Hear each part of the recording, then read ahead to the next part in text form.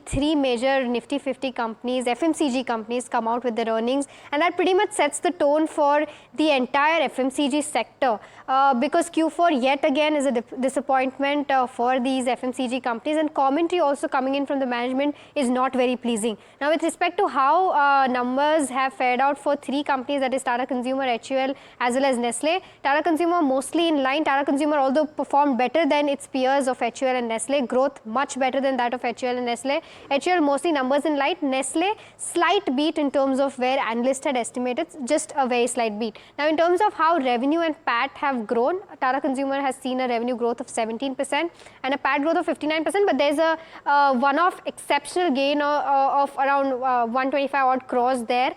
So it is on the back of that. HUL saw a revenue growth of 2.4 odd percent, which the street was pretty much expecting, and a PAT growth of 3.6%. Nestle, on the other hand, saw a revenue growth of 4.5%, but PAT degrew by 6.6%. However, the expectation of the street was that the PAT might degrow by around 8%.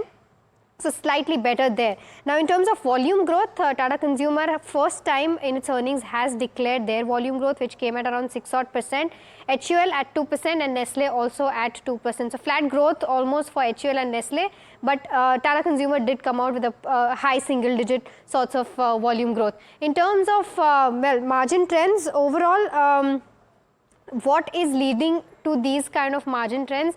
Both HUL as well as Tata Consumer, higher tea costs have fairly impacted the margins, and the commentary that the management has given, especially HUL, has come out and said that their margin band will be around 22 to 23%, and that too at the lower end of the spectrum. In terms of gross margins, they will remain under pressure in the first half of FY26. They're expecting a revival in second half of FY26. In terms of growth, revenue growth was largely led by pricing and not volume. These companies have been trying to catch up with the inflation, but overall the kind of price hikes that these companies have taken is not in line with where the inflation has risen. Tata Consumer did say that around 46% of price hikes was covered by the overall inflation. E-commerce, this is a separate trend where e-commerce growth has strengthened further this quarter. So general trade is slowing down as compared to the e-commerce trend. Faster growth. Now, this is another trend that is being observed, that is faster growth has been seen in lower end of products rather than premium products. In the past few quarters, we were seeing that premiumization is something that is taking a step ahead and growing for these companies, but this time lower end of products are leading the entire pack. In terms of demand, rural recovery is taking place, but not at the pace at which it was expected. Urban slowdown still persists. And lastly, in terms of dividend recommendations, well, Tata Consumer has recommended a dividend of 8.25, HUL 24, and Nestle at 10 rupees per share. So this is entirely that one needs to know about how so far FMCG results have come out with. Avinash, I'll come to you. How are you reading these numbers per se, and how do you think that the overall FMCG pack will turn out to be this quarter, and what are you expecting as to how this will pan out in FY26 as well? I think we are expecting a much better quarter in the April to June quarter, basically because our sense is that, today Lever numbers and Nestle numbers have come out. I think numbers have not been, very solid, but at the same time, they've been in line with expectations.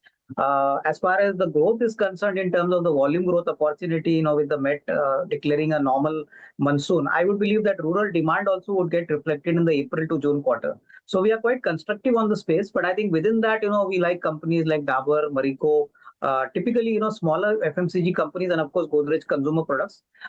Basically, Lever, I would believe, would take a slightly longer time to, get numbers getting reflected on the earnings side. Their base is large, so I think, and the valuations are not very cheap. So I think Dabur and Marico could be better bets in this kind of market, plus Godrej Consumer Products. But I think for the numbers to get reflected and the volume growth to kick in, we will have to wait for the April to June quarter. The March quarter is not going to show any big fireworks. Okay. Kush, any of the FMCG, I know you said you don't like HUL on the charts right now, but any FMCG company that you think is attractive enough to enter into right now? So as we discussed, I like Colgate and Britannia, but I'll add one more name to the list from, the three stocks that you've mentioned, which is Tata Consumer, albeit it'll be on decline. 1,000, about 1,100 or thereabouts are the levels that you should look for a re-entry, because at the moment the rally has been so stellar that actually it's gone into overheated territories on the daily charts, and you're seeing multiple legs of negative divergences on the smaller time frames. So I would wait. The medium term trend definitely intact, but a dip closer to the 1,100 mark, maybe even just under it, should be taken as an opportunity to enter. So yeah, these are some of your picks. Some of these names have actually started to do well on a sustained basis, at least on a price action perspective. So just to reiterate that, Britannia, Colgate,